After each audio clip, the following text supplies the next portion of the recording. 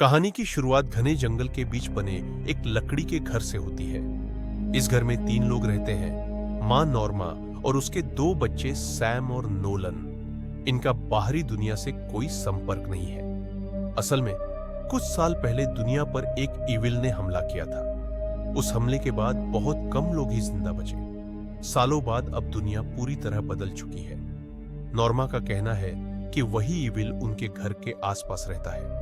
Norma अपने बच्चों को बताती है कि ईविल किसी भी रूप में आ सकता है। अगर वह किसी को छू ले तो इंसान भी ईविल बन जाता है, अपना नियंत्रण खो देता है और जो भी सामने आए उसे मार डालता है।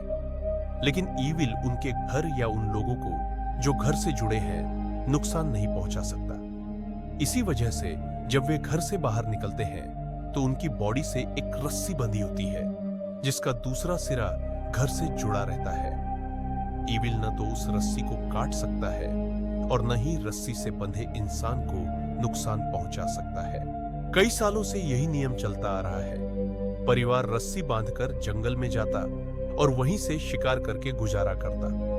नॉर्मा का कहना है कि ईविल हमेशा उनका पीछा करता है और मौके की तलाश में रहता है।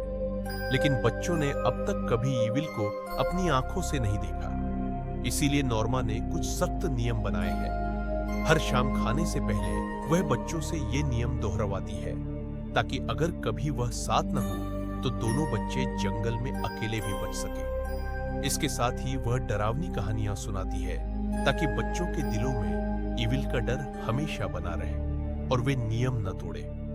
नॉर्मा बच्चों को बताती है कि उनके पिता को भी ईविल ने छू लिया था। मजबूरी में उसे उन्हें मारना पड़ा।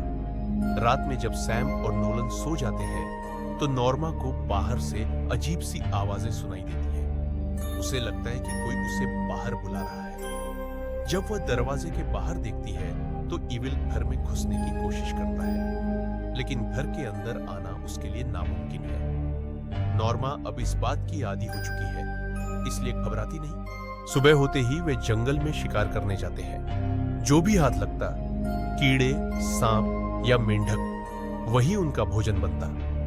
दोनों बच्चे अपनी माँ से बेहद प्यार करते हैं। सैम हमेशा माँ की बात मानता है और उस पर भरोसा करता है, लेकिन नोलन मानता है कि ईविल नाम की कोई चीज नहीं है। इसी कारण वह कभी-कभी नियम तोड़ देता है। नोलन ने कभी ईविल को नहीं देखा था, इसलिए उसके मन में जानने की जिज्ञासा रहती है।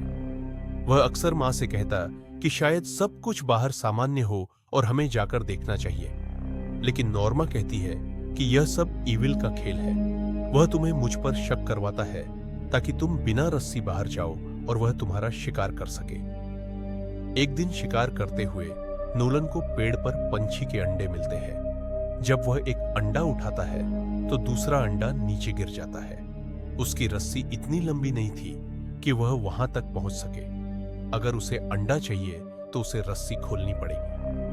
नोलन ऐसा करने ही वाला होता है कि तभी सैम उसे रोक लेता है। सैम कहता है कि रस्सी खोलते ही ईविल हमला करके उसे मार देगा।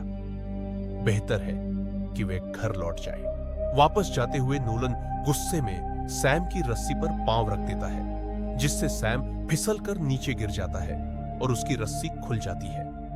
पेड़ की शाख में सैम का पांव फंस जाता है। नोलन उसकी मदद नहीं कर पाता क्योंकि उसकी अपनी रस्सी छोटी थी। मजबूरी में वह सीटी बजाकर मां को बुलाता है। सीटी सुनते ही नॉर्मा घबराकर दौड़ पड़ती है, लेकिन उसकी रस्सी भी वहां तक नहीं पहुंच पाती। वह बच्चों को बचाने के लिए रस्सी खोल देती है और दोनों को ऊपर खींच लेती है। तभी उनके सामने ईविल एक बूढ़ी औरत के रूप में प्रकट होता है। उसकी जीभ सांप की तरह थी और चेहरा बेहद डरावना। लेकिन अच्छी बात यह थी कि नॉर्मा ने पहले ही बच्चों को और खुद को रस्सी से बांध लिया था। नॉर्मा को वह औरत साफ दिखाई दे रही थी, लेकिन बच्चों को नहीं। बच्चों की आंखों में डर साफ झलक रहा था। किसी तरह वे जान बचाकर घर लौट आते हैं। घर पहुंचकर नॉर्मा बहुत गुस्से में बच्चों पर चिल्लाती है।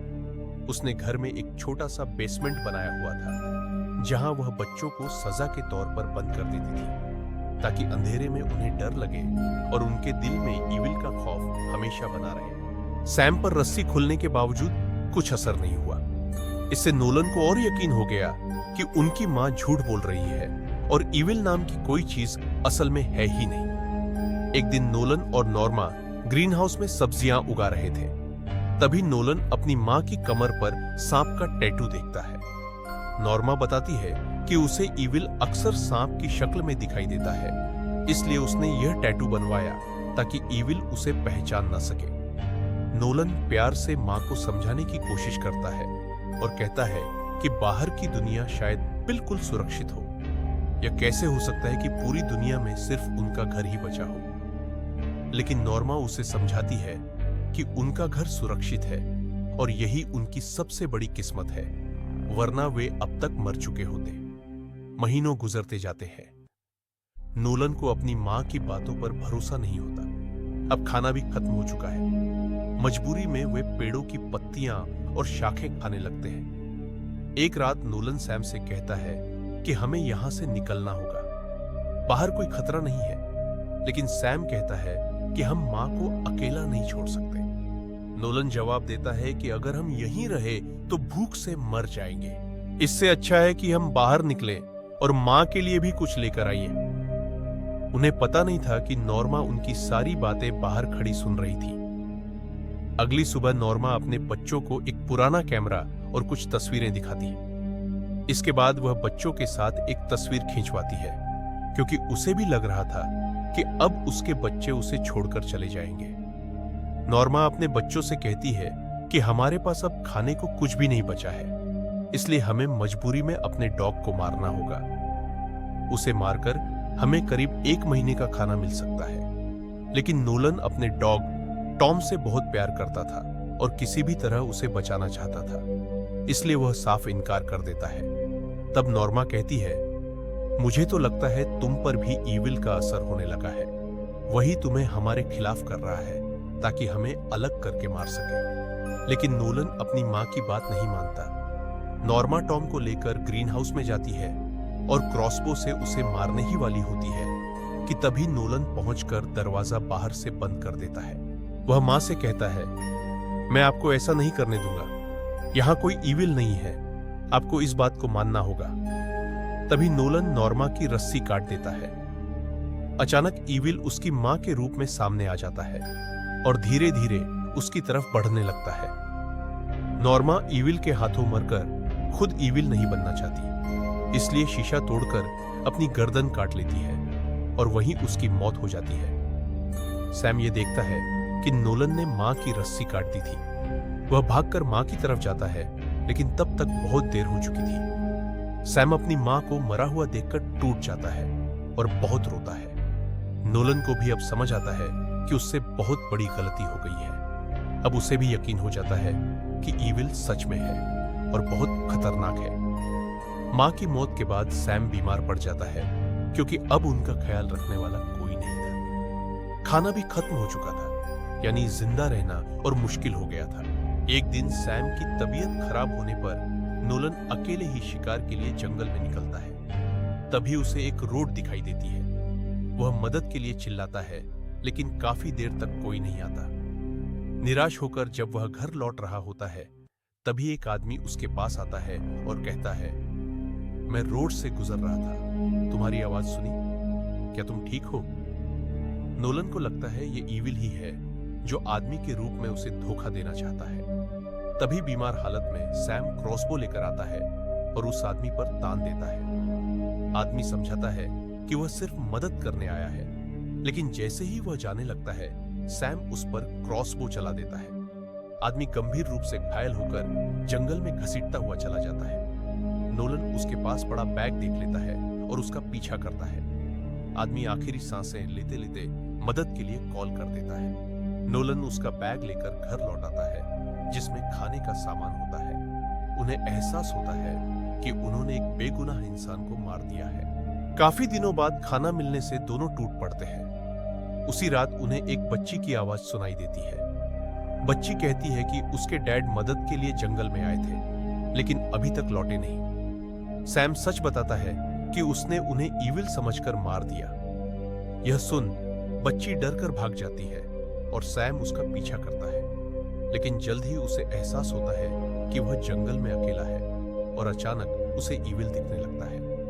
दूसरी ओर नोलन अपने भाई सैम की तलाश में जंगल में निकलता है। उसे लगता है कि ईविल ने सैम को काबू कर लिया है। जब सैम नहीं मिलता तो नोलन उदास होकर घर लौटता है, जहां वह सैम को गुमसुम बैठा पाता है। लेकिन सैम अचानक नोलन पर हमला कर देता है और घर को आग लगा देता है। नोलन बेसमेंट में भाग जाता है। पूरा घर आग में जल जाता है। थोड़ी देर बाद रेस्क्यू टीम पहुंचती है और बेसमेंट में होने के कारण नोलन बच जाता है।